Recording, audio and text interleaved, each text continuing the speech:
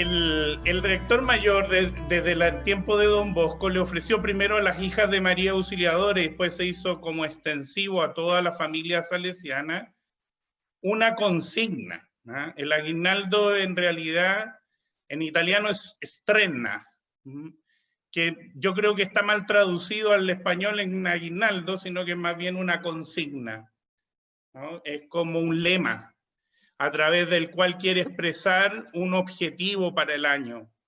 Y lo hace con ocasión de la Navidad, como un regalo de Navidad, quizás por ahí viene la palabra aguinaldo, ¿no? Es un regalo para la Navidad, para iniciar este año litúrgico, ¿no? Que comienza ahí con el Adviento en torno a la Navidad. Ofrecía este lema, ¿no? Que empezaba a movilizar a la familia espiritual que él llevaba adelante, Don Bosco, en torno a como un gran objetivo anual. En este caso, este año, don Ángel Fernández, el 10º sucesor de Don Bosco, le ha ofrecido a la familia salesiana del mundo entero, y por lo tanto también a nosotros, una consigna que habla de la esperanza. El tema central de esta consigna es la esperanza. El lema en sí mismo dice, nos mueve la esperanza. Y para eso toma una frase del Apocalipsis que dice, mira que hago nueva todas las cosas, ¿no? En Apocalipsis 21, capítulo 21, versículo 5, está esa frase, mira que quiero hacer nueva todas las cosas, y que habla de los cielos nuevos, la tierra nueva, esa esperanza que tiene el creyente en Jesucristo de que Dios es el Señor de la historia, y que por lo tanto Él va actuando en nuestra historia, transformándola en la historia de salvación. Y por lo tanto, en los momentos de crisis, porque recordemos que el Apocalipsis es un texto que más que hablar de lo que va a suceder en el futuro, es un texto que nos invita a los creyentes en concreto del primer siglo cristiano, a superar el temor que generaban las persecuciones. El Apocalipsis fue escrito, tradicionalmente decimos por Juan, pero seguramente ahí hay una comunidad que está detrás, que está inspirada desde el apóstol Juan, ¿no? Para enfrentar la dificultad que significa optar por ser cristiano en un mundo que le persigue. Y más que un libro de revelación así futurista, que si bien es cierto, tiene una expectativa de futuro, pero más que como una predicción adelantada de los tiempos concretos, significa recordarnos que desde la fe, desde nuestra experiencia de unión con Dios, estamos seguros de que Él va a vencer, porque ha vencido a la muerte, que es lo más importante que ha acontecido, ¿no es cierto? En el misterio cristiano, la resurrección de Jesucristo, la Pascua, su pasión, muerte y resurrección marcan la mirada con la que enfrentamos la realidad. Y a esto nos invita don Ángel en este tiempo, a mirar la realidad que es difícil, que es adversa, desde la fe, movilizando nuestra esperanza cristiana para que podamos ser un signo en medio de esta historia que está en el devenir de hoy día. Y que como ven, en la misma logo que él ha escogido, esto lo trabaja un equipo obviamente comunicacional a nivel central de la congregación, está ahí Jesús recogiendo, ¿no es cierto?, atendiendo a un joven, en medio de un contexto de pandemia, porque hay gente que está con los famosos barbijos, ¿no es cierto?, y tenemos esta acción, ¿no es cierto?, de llevar la luz, la esperanza de la fe a los demás. Eso fundamentalmente es así como el contenido macro de lo que significa esto que nos mueve la esperanza. También tiene una raíz interesante para nosotros como salesianos. Lo que ustedes ven ahí es un trozo del escudo de la congregación, que está marcada por el ancla que está al centro y que le acompañan al lado derecho de la imagen que nosotros vemos en la pantalla, la caridad, que es el corazón ardiente, y la esperanza, que es esa estrella fugaz, por decir así, ¿no? Que tiene una colita ahí y que habla de las tres virtudes teologales. Para nosotros, como bautizados, en primer lugar, estas tres virtudes son las que nos unen a Dios: fe, esperanza y caridad. La fe representada en el ancla porque desde ahí se cimienta la experiencia de Dios. La esperanza como esa estrella, ¿no es cierto?, que siguieron los magos venidos de Oriente y que orienta el quehacer. Y luego la caridad, que se transforma en la acción en concreto en favor de los demás. Bueno, para nosotros salesianos esto es parte de nuestra espiritualidad. Evidente, porque somos cristianos.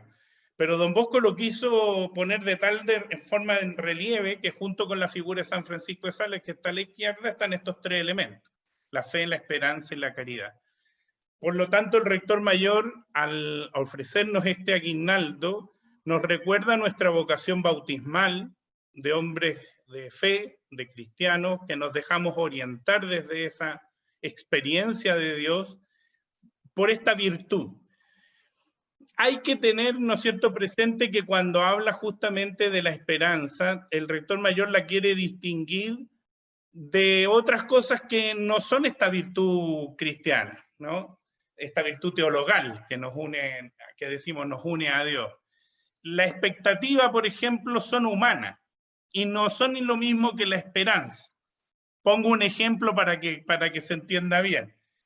Cuando nosotros, por ejemplo, estamos de cumpleaños, ¿no es cierto?, a lo mejor nos imaginamos qué nos van a regalar. Nuestra expectativa puede ser, no sé, tener un chaleco. Y resulta que llegan y me regalan una bufanda. Cuando uno está muy centrado en sus propias expectativas, estamos poco abiertos a lo que la realidad nos va a ofrecer. Y eso no nos une verdaderamente a Dios, sino que nos tiene más conectados a lo que son nuestras propias deseos, ¿no? La esperanza no cumple siempre los deseos que tenemos en nuestro corazón, pero sí es algo que se nos ofrece para la plenitud de nuestra vida. No es lo mismo la expectativa que la esperanza, por tanto. Puede ser que yo en medio de esta pandemia tenga la expectativa de no enfermarme, pero no sabemos si esa es la realidad que nos va a tocar vivir. Y no puedo confundir desde la fe mi expectativa con la esperanza. Mi esperanza no puede ser no enfermarme. Mi esperanza será cómo enfrento esta enfermedad, me toca padecerla o me toca acompañar a quien la padezca desde la fe. No sé si se logra captar la distinción entre una cosa u otra. Tampoco es el optimismo simplemente humano. ¿No? Uno puede tener confianza en que la medicina va a solucionar el problema y vamos a tener la vacuna y vamos... Pero eso no es la esperanza cristiana, esa es la expectativa humana que positivamente piensa que va a tener la solución para el problema. El rector mayor nos recuerda que la esperanza es una virtud que nos abre a la acción de Dios, que siempre es trascendental y que no siempre satisface necesariamente mi expectativa humana particular, pero que siempre es más de lo que yo a lo mejor me puedo imaginar, que me puede generar una plenitud de vida que no están al alcance de mi imaginación, ni de mis proyecciones más optimistas. Por lo tanto, si bien es cierto, la esperanza se une a la alegría, y don Bosco la unió mucho en nuestra tradición espiritual a la experiencia del gozo en la fe, pero ese gozo se produce no porque se llenen mis expectativas particulares, sino porque me confío en Dios, que es capaz de proyectarme en medio de la vida hacia un horizonte que me va a hacer trascender. Y en esa trascendencia adquiero una plenitud. Por lo tanto, puede ser que yo mi expectativa era no enfermarme y me enfermo, y desde la fe puedo vivir con esperanza esa enfermedad, y lograr trascender en la enfermedad, en la dificultad, ¿no?, que estoy atravesando. Eso es lo realmente relevante de esta virtud a la que se nos invita a movernos, ¿no?, a vivir. Nos mueve la esperanza y no solo nuestras expectativas o nuestra positividad humana, que pensamos que podemos el dominar cualquier situación, aunque tengamos las posibilidades del dominio, pero el creyente se abre a una realidad que lo hace trascender más allá de esto, de esa posibilidad. ¿Y por qué el rector mayor nos ofrece este aguinaldo en este momento? No es que se le ocurrió un día nomás, dijo, mira, voy a ver ahí en la Biblia qué cita se me ocurre y les digo ya, nos mueve la esperanza, este va a ser la consigna para el año que viene. No, porque él ha hecho un análisis de la realidad que estamos viviendo y dice, estamos viviendo en un mundo en crisis. No solo por la pandemia ha agudizado una crisis, pero el mundo vive una crisis enorme en lo que significa el proceso de globalización y la fragmentación cultural, lo que significa este mundo que ha creído en una economía que es de alto consumo, ¿no es cierto?, y no de proyección permanente, y siendo que un mundo finito, en una expansión infinita, no es posible que se cumpla la expectativa, y por lo tanto la crisis ecológica, en fin. Hay una serie de situaciones que si nosotros lo traemos a nuestro mundo chilenensis también le podemos poner crisis particulares, ¿no? Lo que ha significado el 18 de octubre del año antepasado, lo que para nosotros estamos en un proceso constituyente, bueno, la crisis política, económica, social, algo nos dice de que en el mundo las cosas pueden ser mejores. Entonces el rector mayor nos invita a que en este momento en que la humanidad vive una cierta situación de crisis, nos abramos a nuestra experiencia de Dios desde la fe, la esperanza, para poder vivir la caridad. Y el eje central lo pone esta vez en la esperanza, porque es ella la que nos va a orientar para superar la crisis. Yo no sé si ustedes se acuerdan de esta imagen, pero para mí fue muy potente. Poquito antes de celebrar la Semana Santa, se hizo una oración un viernes de la Cuaresma, donde el Papa estaba solo en toda la explanada de San Pedro, por primera vez, totalmente vacía en un día lluvioso, y él sube estas escalinatas hacia la puerta, a la puerta de San Pedro, de la Basílica de San Pedro, donde estaba este crucifijo que fue, ¿no es cierto?, una de las imágenes que se utilizó para invocar la fe y la esperanza del pueblo cuando vivió la peste en Italia, ¿no? La peste bubónica, estas grandes pestes que mataron a muchos. Se piensa que un cuarto de la población europea murió por la peste bubónica en los contextos del siglo XIII-XIV. 14 o 15, creo, perdón. Y entonces, esto es una cosa potente, ¿no? Esta imagen potente. Dice, nunca había estado tan solo, pero al mismo tiempo nunca tan acompañado, porque si bien es cierto, físicamente ahí no había muchas personas, ciertamente habrían algunos, pero él está prácticamente solo en esa liturgia, por el distanciamiento. Sin embargo, yo creo que muchos cristianos estábamos mirándolo alrededor de todo el mundo. Nos unía esto, la esperanza, ¿no? Una palabra de aliento en medio de la crisis nos la dio también el Santo Padre.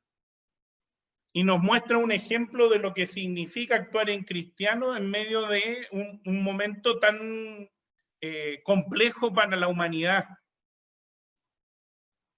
Un signo tan potente como orar.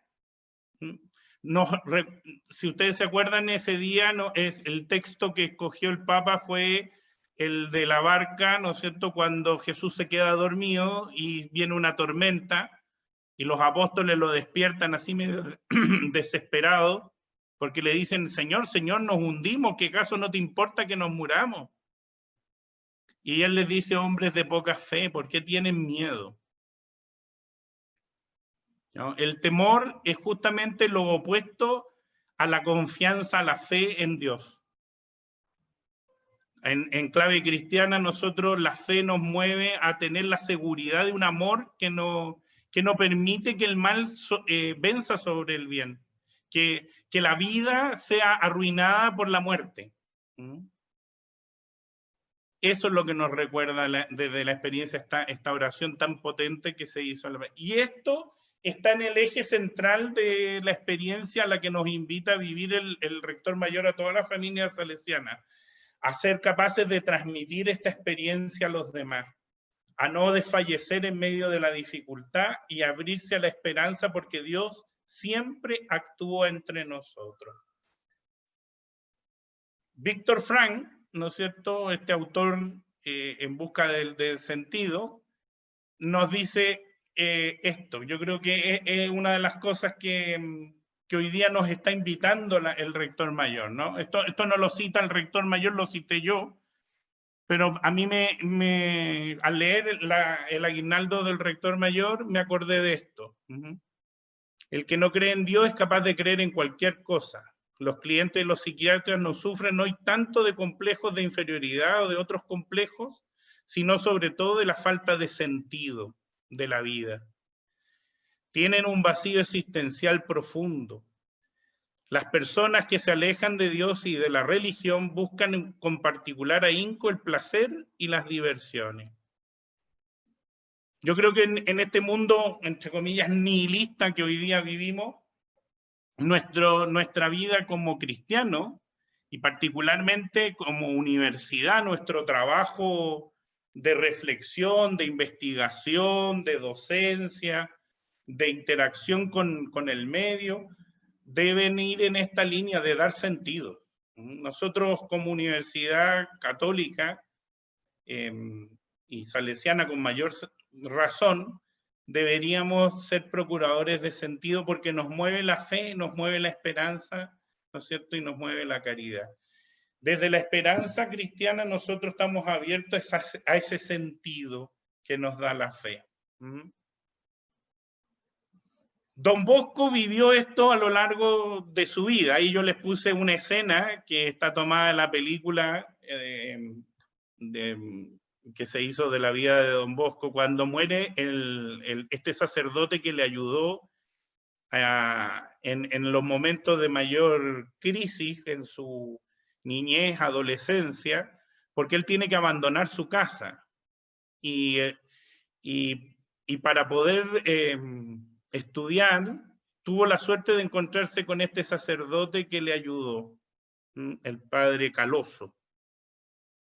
Pero sufrió una tragedia, porque le duró un año nomás la tutoría, el acompañamiento de este sacerdote. Él dice que ahí experimentó la verdadera orfandad, porque él fue huérfano de papá a los 2 años, a muy temprana edad.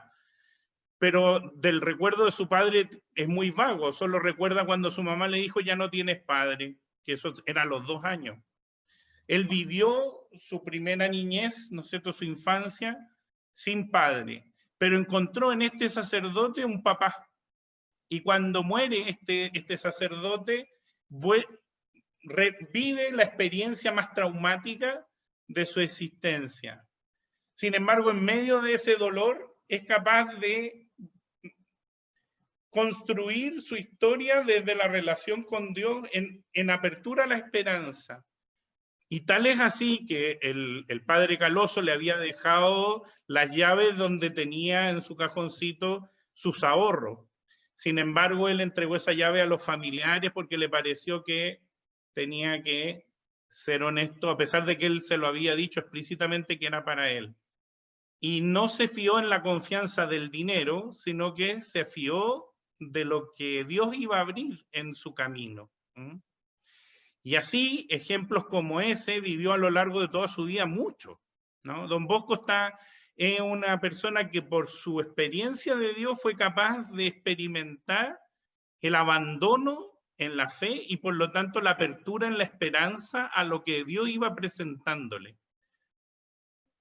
Recordemos cuando tuvo que salir de su casa, cuando tuvo que llegar a una ciudad y trabajar para poder estudiar, cuando inicia el oratorio y no tiene un lugar donde poner a los chiquillos, a tal punto que llega un momento en que se desespera porque se juntan muchachos y él va viendo que no tiene un lugar y llega a llorar, ¿no? Y en ese momento de desesperación aparece alguien que le dice, oiga, yo conozco un lugar que puede para instalar su laboratorio, no era un laboratorio, era el oratorio, y ahí empieza con la famosa casita Pinardi, arrendando primero, después llegará a comprarla, etc. Su obra completa es un ejemplo de apertura a la esperanza, y el rector mayor lo pone a él como ejemplo, pero también a varios santos más de la familia salesiana. Él nos habla de que esto es un rasgo característico de la espiritualidad que nos, como les decía yo, nuestra, y que hay varios hermanos y hermanas de la familia salesiana, clérigos, laicos, religiosas, religiosos, que han vivido esta experiencia, niños, jóvenes. Entonces, eso es lo interesante, ¿no? Que es posible, porque pareciera también que hoy día al mundo le cuesta confiar de que es posible, y para eso pone ejemplos concretos de personas que han vivido desde la experiencia de Dios la apertura a la esperanza. Y aquí viene la invitación, ¿no? A tomar decisiones. Desde esa esperanza, el rector mayor hoy día nos invita a no quedarnos de brazos cruzados. Y él pone el ejemplo de la epidemia de cólera que vivió en tiempos Don Bosco y cómo supo reaccionar positivamente ante esa epidemia y transformar, ¿no es cierto?, el oratorio en un agente de transformación de la realidad en medio de la crisis que provocó esa epidemia. Y, por ejemplo, habla de esta capacidad de pasar del confinamiento a la apertura, que obviamente no significa irresponsablemente hacer reuniones, ¿no es cierto?, sin tener el distanciamiento social, no utilizar la mascarilla. No está invitando a eso el rector mayor, está invitando a que nosotros no nos aislemos, que entendamos que este momento de crisis, que en el contexto global, ¿no es cierto?, está marcado por la pandemia, pero que además tiene crisis por otras situaciones, tenemos que subrayar esta primera tarea, yo diría, la apertura. ¿Estamos suficientemente abiertos a la realidad? ¿O nos vamos a replegar sobre nosotros mismos?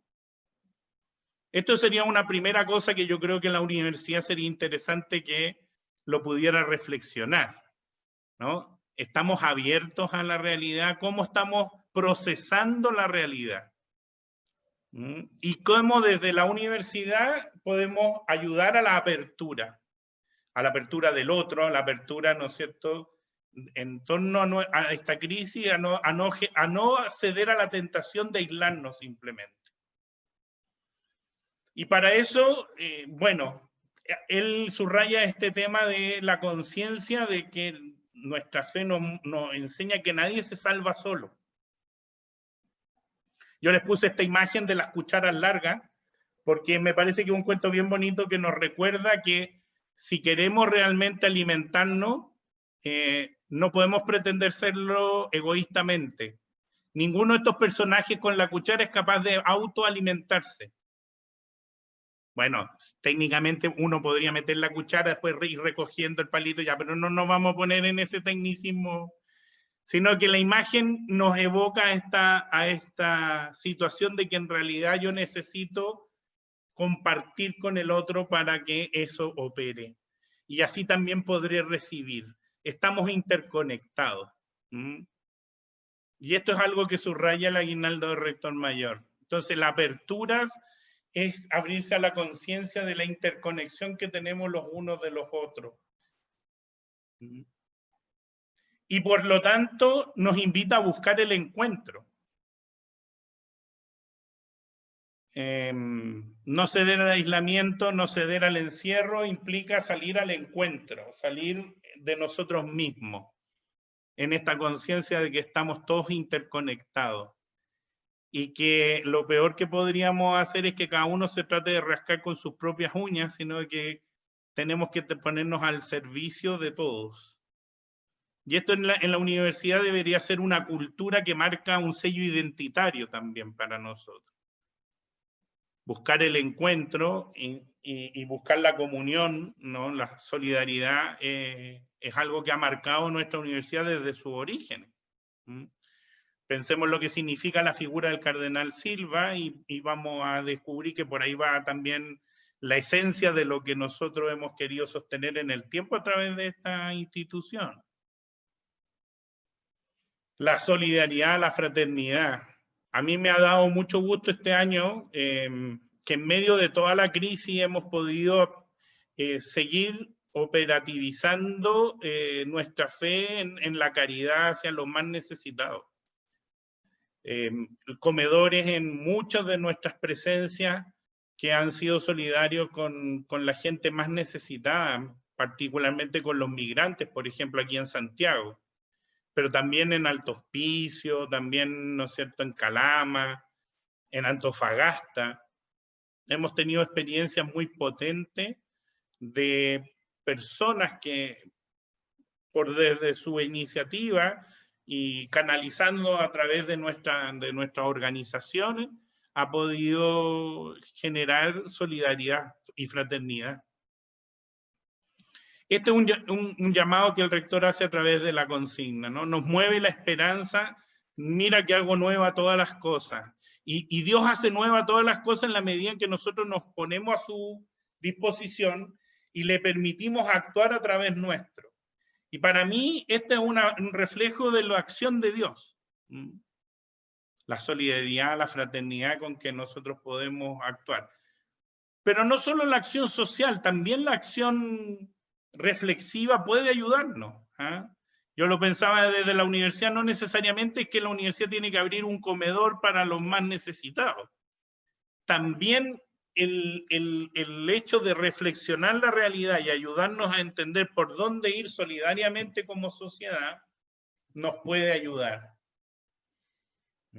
Pero esto requiere de personas que realmente hacen esta opción, ¿no? Lo que les decía yo, este momento de crisis nos invita a tomar una decisión. Bueno, lo dice el rector mayor, ¿no? No lo digo yo lo subrayo nomás. Nos invita a tomar una decisión, a no quedarnos de brazos cruzados esperando que otros solucionen la crisis. La crisis se soluciona en la medida que la enfrentamos todos y que nos involucramos para solucionar. Y esto nos va generando una plenitud. La solidaridad, la fraternidad, la apertura nos ayuda a mirar, a descubrir al Dios vivo y viviente. Si queremos hacer experiencia de Pascua, no basta con asistir a los ritos de Semana Santa.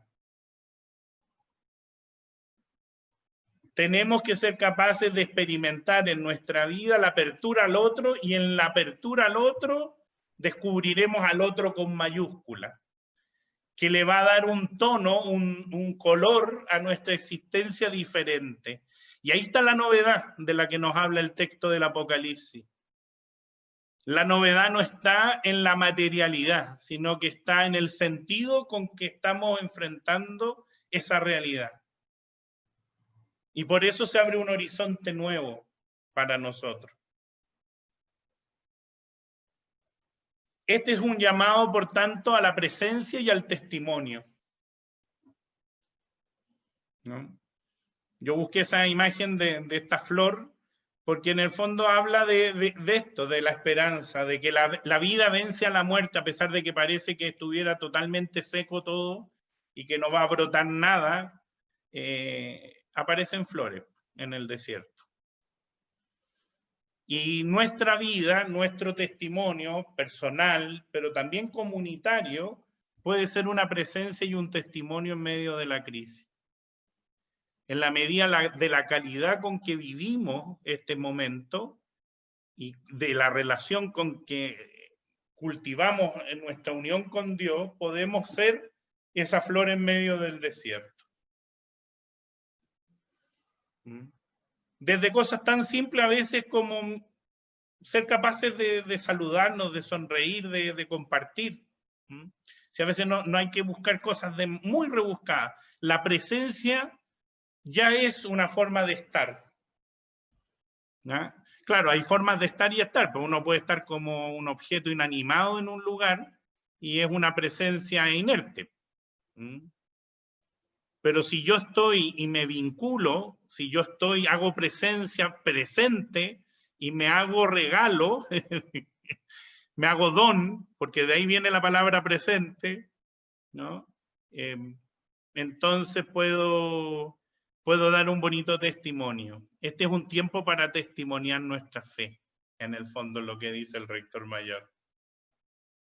Y finalmente, se nos invita a tener presente, y yo creo que esto es una tradición nuestra siempre, yo creo que todos los aguinaldos, el rector mayor siempre concluye elevando los ojos a María, porque ella es el mejor ejemplo de mujer esperanzada. Y él pone particularmente la experiencia de la visitación.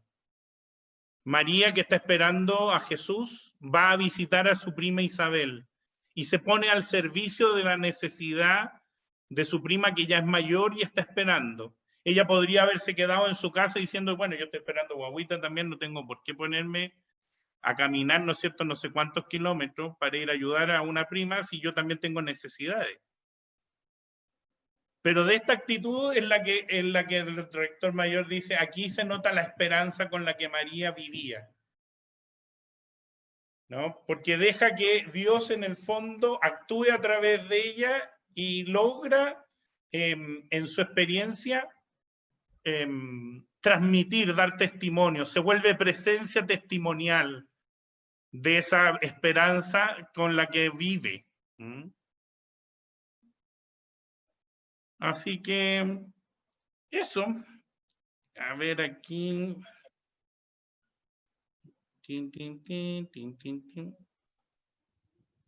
¿Cómo vuelvo? Dejar de compartir. Arriba. Una rayita verde. Una rayita. Está compartiendo pantalla. Ya, ahora deja de compartir. Perfecto. Muchas gracias, Padre Carlos. Eso, quise ser sintético. La verdad es que yo los invito a que lean el aguinaldo. Son unas 20 paginitas. También está un video en YouTube de 1 minuto. Si a alguno le da lata leer 20 páginas, pueden, ¿no es cierto?, ver el YouTube, que no es lo mismo, pero logra sintetizar. Esta fue el subrayado que hice yo en realidad para la comunidad. Pero ustedes pueden ir al mismo aguinaldo, a la consigna y ver qué elementos les parece que son interesantes para la vida de la facultad, donde participan, la escuela, de la universidad, etc. A mí me pareció interesante subrayar estos elementos. No sé si